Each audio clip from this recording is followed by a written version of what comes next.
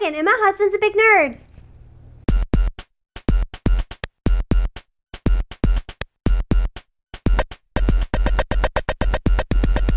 That's not funny. Yes, it is. Alright, so today I'm going to show you the second expansion in Pandemic called In the Lab. Now, what does this give you new? Well, of course, to get in the lab, you're going to need a research station. It also gives you some more mutation cards to make the game even more impossible. Some more action cards. It's going to give you a few more of these purple cubes as well. And it gives you the lab. The lab is a separate board from here, and though it looks difficult, it really isn't that difficult. Let me show you what has changed. The only thing that's changed is how you cure diseases. So remember before you had to have 5 of the same color. Well, now we solve it differently. Now you basically pick one of these genetic codes and you'll put it here. Okay, that one's for red. Pick another one. Oh, this one can be for red or yellow. So the first thing you have to do is identify the virus. Oh, and by the way, besides these vials, get rid of all that, because guess what's in here now? Boom! They come with really nice vials now. And check it out. Even when you eradicate one, that is really awesome. So look at all that. That's good quality stuff too, of course. But anyway, you have to identify the virus by playing a card adjacent to that color. So if that's red, I got to play red. Once I play red, boom, we have identified it. For this one, it could be red or yellow, but let's say I just identify it as yellow. So boom, it's yellow. So what do? Well, all throughout the game, as you're gathering up diseases, instead of throwing them back in here once you cure them or treat them, they start off in these petri dishes here, and you can move them across the board for actions and turns as long as you're in a research station. So one action would be to move these. You can move multicolored, one of each color, down this way, or all of the same color up in this petri dish. Now, what would happen if I had, let's say, 2 black? Could they all move down here? Nope, because only one of each color. So this black would go back into the dish. Now, because you're dealing with extra cubes here in the lab, you're going to be running short on these. So it does make the game a little bit more difficult. But of course, these mechanics are very easy to understand. So let's say for one action I did that, for another action I did that. Well, obviously, look here, I need to get 4 red to solve that cure. So I only have 2. Dang, should I wait for someone to cure 2 more so I can put them in my petri dishes and bring them up here? No, all I have to do is I can put them as another turn action, put them in the multiplier. And that way, boom, they double for 4 now. Now for another action, I could take it out here and put it on each circle. Boom, there you go, I have it all. But I'm not done yet.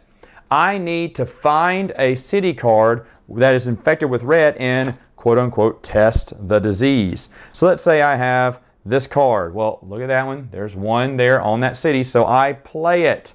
Boom. So when you test the disease, you remove that disease cube. You have cured the disease. These go into the discard pile here. These go back into petri dish there. And you're going to put a new generic card out. And of course, you're going to put this one on the board as boom, we have cured it. And same rules apply. Now, for the purple disease, it's going to be some of these hard ones. The one that can be any color. They get harder and more difficult the more versatility they have. And of course, you have to, with purple, you have to find, like if it's in Cairo, that's how you can start off and you can proclaim this purple and deal from there as you're going through the game. All right. So anyway, that is in the lab. Now, we do have more characters. They changed a few of the character cards, role cards here. So let me show you the new researcher. Their lab challenge is once per turn at a research station, you may sequence a disease as a free bonus action. So that's really cool. It's a free bonus action. You can do that if you're the researcher.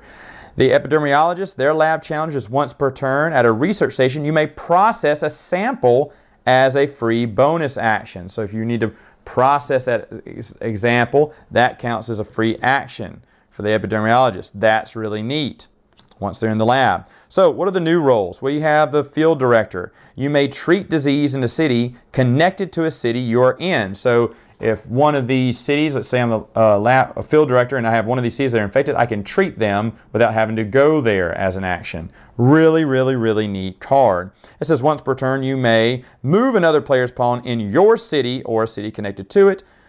Doing so is a free bonus action. Another awesome, awesome card. The field director is really cool. The virologist.